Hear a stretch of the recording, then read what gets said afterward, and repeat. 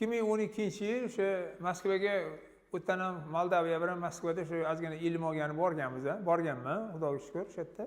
Bir voyenniy odamni 19 yosh qizi o'zini o'zi tashlab yuborib epilepsiya kasali ekan, tutqanoq deymiz hozirgi tilda Parkinson deyishadi, xullas.